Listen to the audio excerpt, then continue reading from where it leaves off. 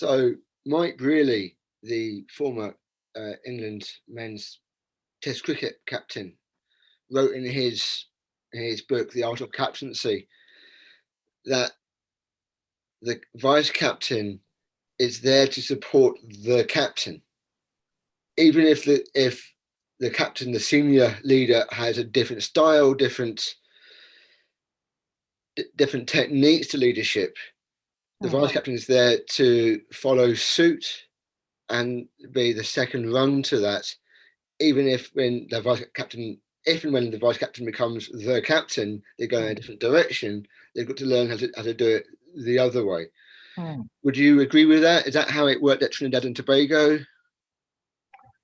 So in the early part, I would have agreed with that, because again, it's important to have that one voice and the one voice when you're presenting. With going through the captain's team and now having two vice captains under the captain, you found that I wanted a collective, a real collective agreement. So I would meet and ask, what do you think?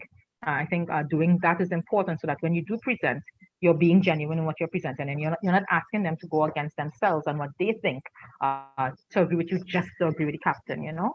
And again, this is just growth and experience, and just being able to see what works and what hasn't worked over the years.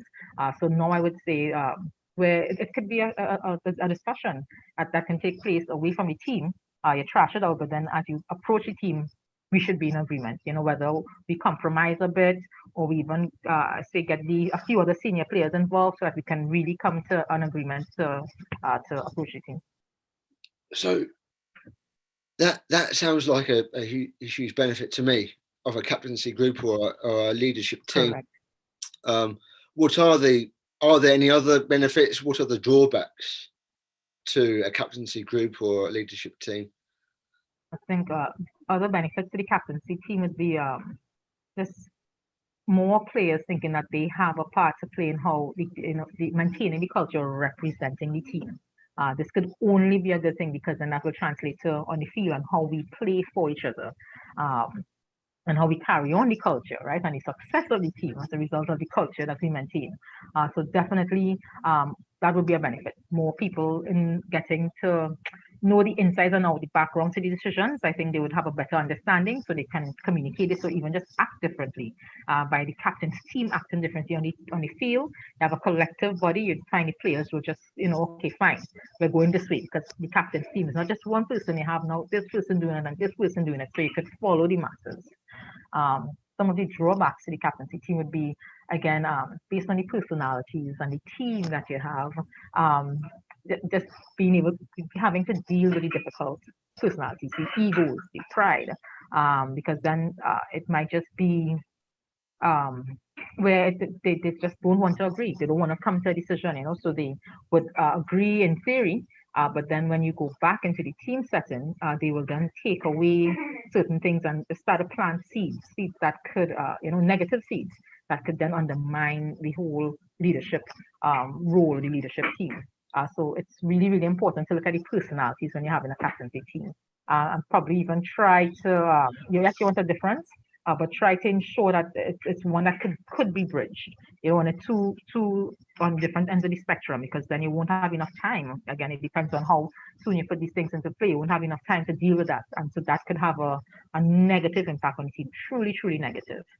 Even with the captaincy team, I think something that could be a drawback is if we don't have a clear leader.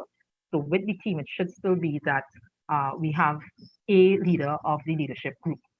Whether you rotate it or whether that person is just the appointed leader with support, that needs to be clear, because in team dynamics, you need to have, I think, a leader. You need to have a point person. To ensure that, again, things are just managed.